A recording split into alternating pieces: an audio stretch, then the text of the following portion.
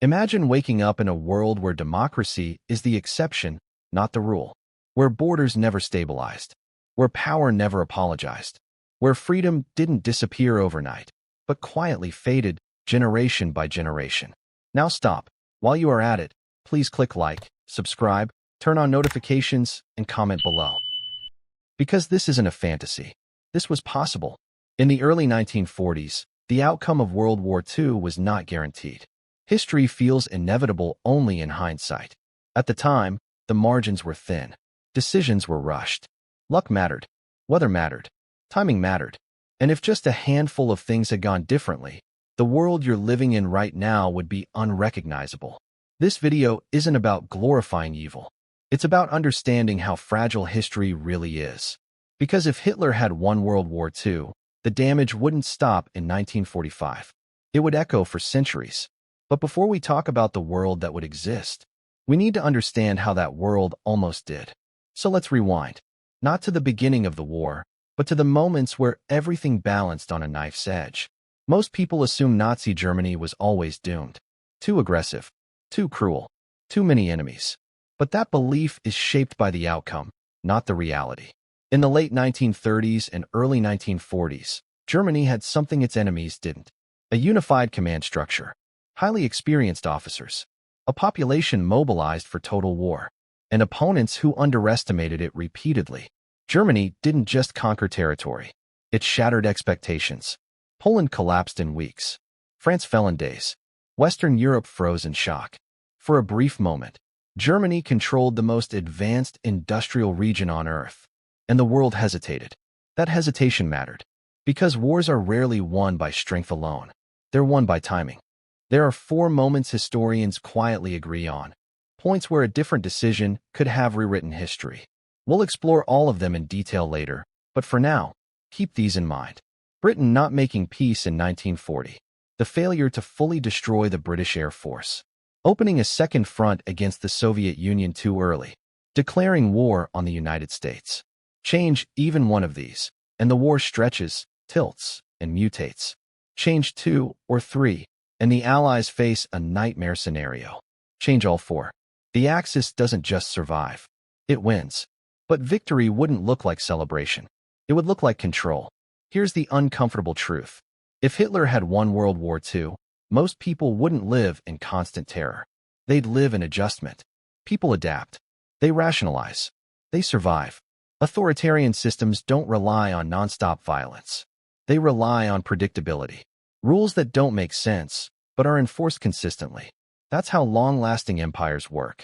And that's why this alternate world wouldn't feel like a movie villain's lair.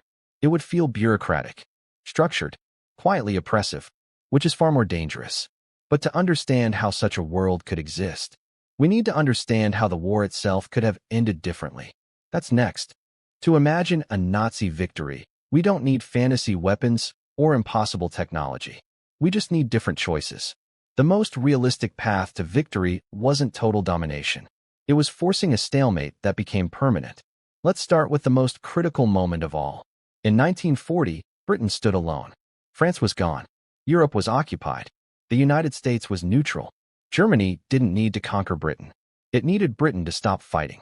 A sustained bombing campaign focused purely on military and infrastructure targets, not cities, could have crippled Britain's ability to resist.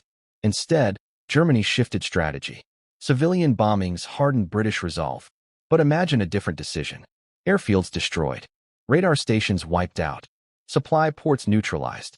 Without air superiority, Britain becomes vulnerable, not to invasion, but to exhaustion.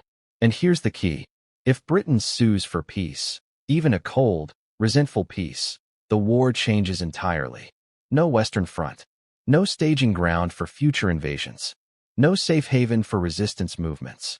Germany consolidates, and time becomes its ally. The invasion of the Soviet Union was catastrophic, not because it failed immediately, but because it happened too soon. Germany wasn't ready for a war of attrition. But what if it waited?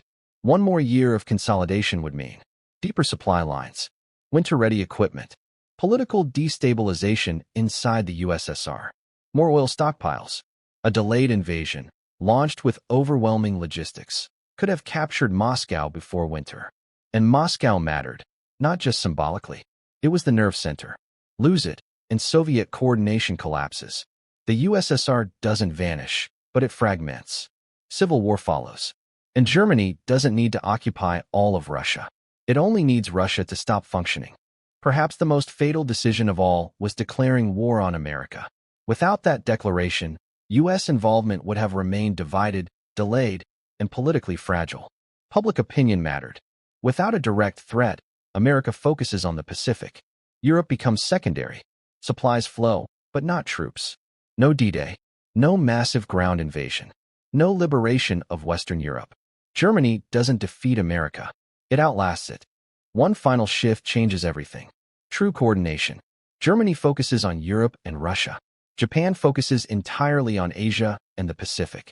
No distraction. No overreach. Together, they dominate Eurasia. Not forever, but long enough. And in history, long enough is often all that matters. World War II wouldn't end with surrender. It would end with freezing. A divided world. Locked borders. Permanent tension. And from that frozen conflict, a new global order emerges. Next, we look at that order. What the map looks like.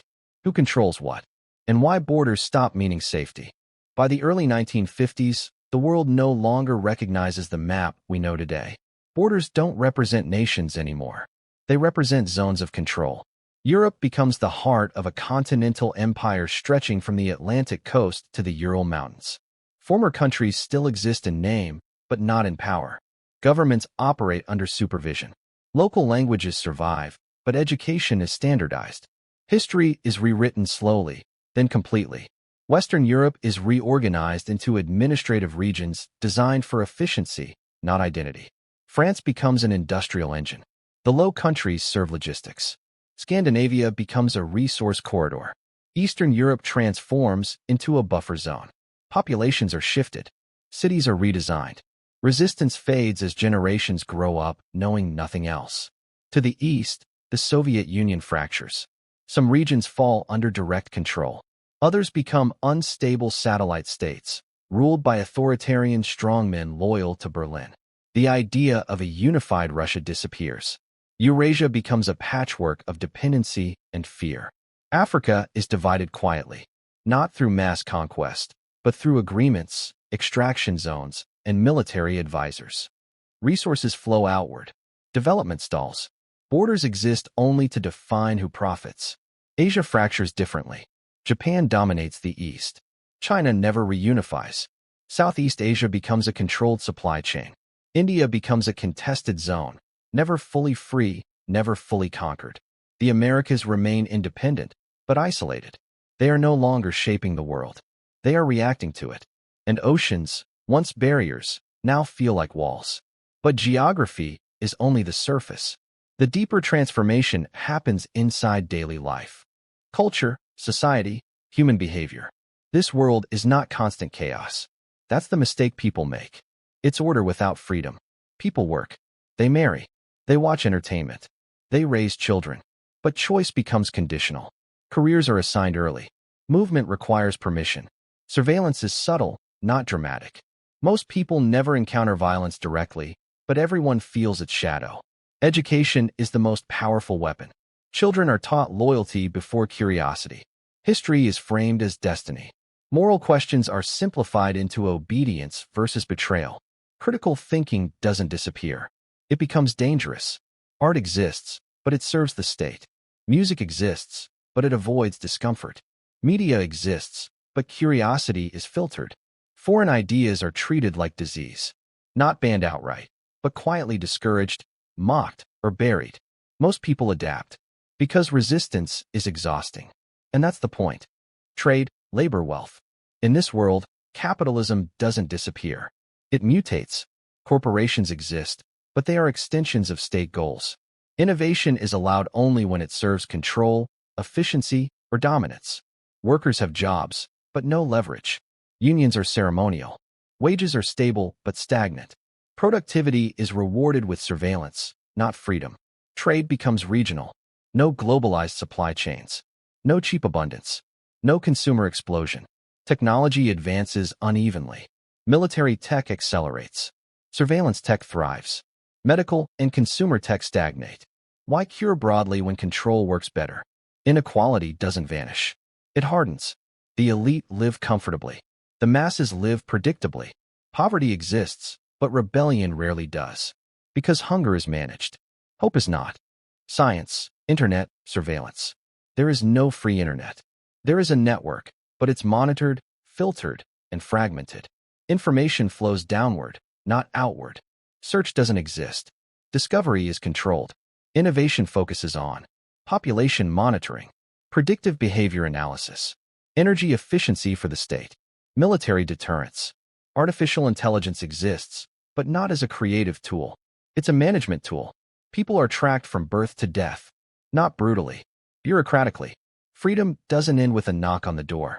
It ends with an algorithm deciding your future quietly. Psychology of control. Resistance never disappears, but it changes.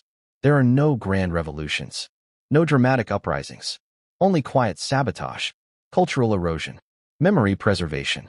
People resist by teaching forbidden ideas at home, by telling stories the state forgot, by refusing to fully believe. But resistance is generational and slow. The system doesn't collapse suddenly. It decays. Innovation stagnates. Creativity dries up. Loyalty replaces competence. Eventually, the empire still falls, but not before reshaping humanity permanently. The scars remain. Why this matters? This world didn't happen, but it almost did. And the lesson isn't that evil is dramatic. It's that evil often wins through boredom, paperwork, and fatigue. Freedom doesn't vanish in explosions. It erodes when people accept stability over dignity. World War II wasn't just a battle of armies. It was a battle over what kind of future is allowed to exist. And that battle never truly ends. So here's the real question. If freedom can disappear slowly, how would we even notice it happening again? Don't forget to subscribe on your way out. See you next video.